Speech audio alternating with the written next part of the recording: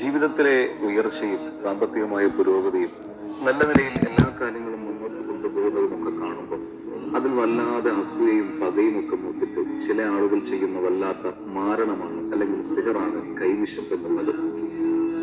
മാരണം ചെയ്യുക അല്ലെങ്കിൽ സിഹർ ചെയ്യുക എന്നുള്ളത് ഇസ്ലാമിൽ 7 വൻപാപങ്ങളിൽ ഒന്നാണ്. കൈവിഷം അല്ലെങ്കിൽ സിഹർ ഏറ്റുകഴിഞ്ഞാൽ അതിനെ ബാത്തിലാക്കാൻ ചില ഔഷധങ്ങളും ആത്മീയ മരുന്നുകളും നമുക്ക് ലഭ്യമാണ്. അതിൽപ്പെട്ടതാണ് ശംഖുപുഷ്പത്തിന്റെ വേര്, സന്ന എന്ന മരുന്ന്. കൂട്ടത്തിൽ ഏറ്റവും വീര്യമേറിയ മരുന്നാണ് കടൽ തേങ്ങ എന്ന് മലയാളത്തിൽ പറയുന്ന മരുന്ന്. ഇതിനെ അല്പം മുട്ടയിൽ ചേർത്ത് വെറും വയറ്റിൽ കഴിക്കുകയും അതോടൊപ്പം സൂറത്തുൽ ഫാത്തിഹയും സൂറത്തുൽ ബഖറയിലെയും സൂറത്തുൽ മാഇദയിലെയും ചില പ്രത്യേകമായ ആയത്തുകൾ കൂടി ഓതി മന്ത്രിച്ച് കഴിച്ചാൽ ഇൻഷാ അല്ലാഹ് എത്ര ശക്തമായ കൈവിഷമാണെങ്കിലും നമുക്കതിനെ നശിപ്പിച്ചു കളയാവുന്നതാണ്. അല്ലാഹു പിടിക്കപ്പെടാതെ രക്ഷപ്പെടുന്ന ഒരുപാട് ആളുകളുണ്ട്. അവർ ചെയ്ത് തെറ്റെങ്ങാനും പിടിക്കപ്പെടുകയാണെങ്കിൽ ആളുകളുടെ മുമ്പിലൂടെ അവർക്ക് തല ഉയർത്തി നടക്കാൻ കഴിയൂല, അത്രക്കും വലിയ തെറ്റായിരിക്കും. എന്നിട്ടോ അവരുടെ വിചാരം അവരുടെ മിടുക്കൊണ്ടാണ് രക്ഷപ്പെടുന്നതെന്നാണ്. എന്നാലേ അങ്ങനെയില്ല. നിങ്ങളെ രക്ഷപ്പെടുത്തുന്നത് അള്ളാഹുവാണ്. എന്നാല് നിങ്ങൾ ചെയ്ത തെറ്റുകളുണ്ടല്ല, വെളിപ്പെടുത്തുന്ന ഒരു സമയമുണ്ട്. അത് എപ്പോഴാണെന്നറിയോ? അത് ആ തെറ്റിനെ ആവർത്തിച്ച് ചെയ്യുമ്പോഴാണ്.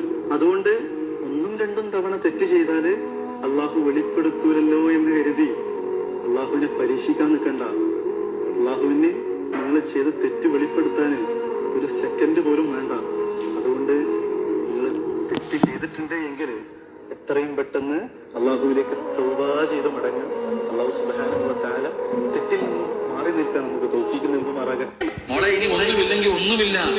ഞാൻ നിന്നെ മരിക്കണ കാലം വരെ ദുഃഖത്തിനും സന്തോഷത്തിനും ഞാൻ നിന്റെ കൂടെ ഉണ്ടാകുന്ന ഒരു നല്ല വാക്ക് പറഞ്ഞാൽ മതി. ഭാര്യ തൃപ്തിപ്പെട്ട അതിനാ മഹർ എന്ന് പറയുന്നത്. അള്ളാഹു ഭീമ നൽകി നിഗ്രഹിക്കുമാറാകട്ടെ. ആദം നബി ഹവ്വാബി താലാനിക്ക് കൊടുത്തത് സലാസായിരുന്നതാണ് അവനെ. എത്രയോ ഹദീസിൽ എത്രയോ സഹാബാക്കൾ കൊടുക്കാൻ പൈസ ഇല്ലാതെ മഹറായിട്ട് കൊടുത്തത് ഭാര്യയോട് പറഞ്ഞു, ഞാൻ നിനക്ക് ഖുർആൻ പഠിപ്പിച്ചു തരാം. ഇതിനാ മഹർ എന്ന് പറയുന്നത്. മോളെ, ഇനി ഒന്നുമില്ലെങ്കിൽ എനിക്ക് എന്റേതായ കുറവുകൾ ഉണ്ടാവും, എന്റെ ഭാര്യയ്ക്ക് എന്റെ ഭാര്യയുടേതായ കുറവുകൾ ഉണ്ടാവും. നമ്മൾ ഈ കുറവുകളിൽ ഫോക്കസ് ചെയ്തിട്ട് കച്ചറുണ്ടാക്കാൻ നിൽക്കണ്ട. എന്തിനാണ് കുറവുകളിൽ ഫോക്കസ് ചെയ്ത്? നിങ്ങൾ 4 വർത്താനം പറഞ്ഞു നോക്കി. ഇപ്പൊ ഞാൻ ഇന്ന് പരിപാടി കഴിഞ്ഞിട്ട് എന്റെ വീട്ടിലെത്തിയിട്ട് എന്റെ ഭാര്യ എനിക്ക് നല്ലൊരു ജ്യൂസ് ഉണ്ടാക്കി തന്നു. ആ ജ്യൂസ് കുടിച്ചിട്ട് ഭാര്യയോട് ഞാൻ പറയാണ്, വെറുതെ ഒരു വാക്ക്, എടി എത്ര ക്ഷീണിച്ച് വന്നാലും നിന്റെ കൈ കൊണ്ട് ഒരു ഗ്ലാസ് ഒരു ജ്യൂസ് ഉണ്ടാക്കിയാണ് ആ കുട്ടിയിട്ട് കുടിച്ചാല് എല്ലാ ക്ഷീണവും പസഫിക്ക് കിടക്കും. പമ്പല്ല, പമ്പ ഇവിടെ അടുത്താണ്. എല്ലാ ക്ഷീണവും പസഫിക്ക് കിടക്കും എന്നെന്റെ ഭാര്യയോട് പറഞ്ഞാൽ നാളെ ഞാൻ വരുമ്പോ ജ്യൂസ് 1.5 ഗ്ലാസ് അല്ല 2 ഗ്ലാസ് കിട്ടും. ഭാര്യ നാളെ 100 സ്റ്റാറായിട്ട് കിട്ടും. ഇതൊരു നല്ല വാക്ക് പറയില്ല എന്ന് മാത്രമല്ല, എന്തെങ്കിലും കുറ്റുണ്ടെങ്കിൽ ആയിരങ്ങൾക്ക് റിസൾട്ട് ലഭിച്ച ഒരു അമലുണ്ട്. 12,000 ബിസ്മിയുടെ അമല്. 12,000 തവണ ബിസ്മില്ലാഹിർ റഹ്മാനിർ റഹീം എന്ന് ചൊല്ലണം. ഓരോ 1000വും പൂർത്തീകരിക്കുമ്പോൾ മുത്തുനബി സല്ലല്ലാഹു അലൈഹി വസല്ലമ തങ്ങളുടെ മേലിൽ ഒരു സ്വലാത്ത് ചൊല്ലണം. ഉടനെ ആവശ്യം പറയണം. ഇലൻഖിലാഇൽ അദദിൽ മദ്കൂർ. ഈ 12,000 എന്ന എണ്ണം പൂർത്തീകരിക്കുന്നത് വരെ ഇങ്ങനെ തന്നെ ചെയ്തുകൊണ്ടേയിരിക്കണം. അമല് പൂർണ്ണമായും ചെയ്താൽ ഖുളിയത്ത് ഹാജത്തുഹു ബിഇദ്നില്ലാഹി തആല. അല്ലാഹുവിന്റെ ഇതിന് കൊണ്ട് അവന്റെ ആവശ്യം പൂർത്തീകരിക്കപ്പെടും.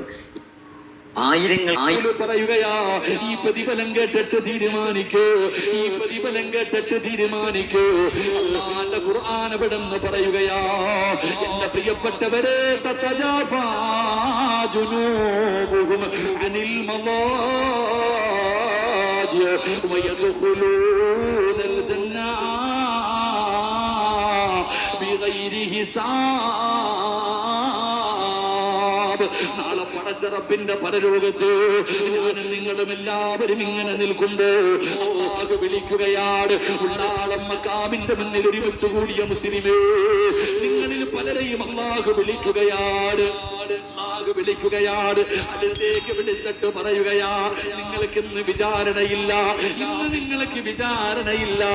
ഈ കാണുന്ന സ്വർഗത്തിലേക്ക് കടന്നു വെക്കോ, ഈ കാണുന്ന സ്വർഗത്തിലേക്ക് കടന്നു വെക്കോ.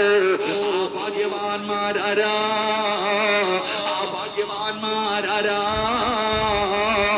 രഹസ്യമായി നിസ്കരിച്ച ഉപ്പ, രഹസ്യമായി നിസ്കരിച്ച പെങ്ങള്, തഹജ്ജുദ് നിസ്കരിച്ച നിനക്ക് ഹിസാബില്ലാതെ നാളെ സ്വർഗത്തിലേക്ക് കടന്നു പോകാ അല്ലാഹു അവസരം തരുമെന്ന് മുത്തുനബി പറയുമ്പോ റജബ് തീർന്നു, ശഅബാൻ തുടങ്ങുകയാ. എന്ത് നേടി വാപ്പമാര്, എന്ത് നേടി ചെറുപ്പ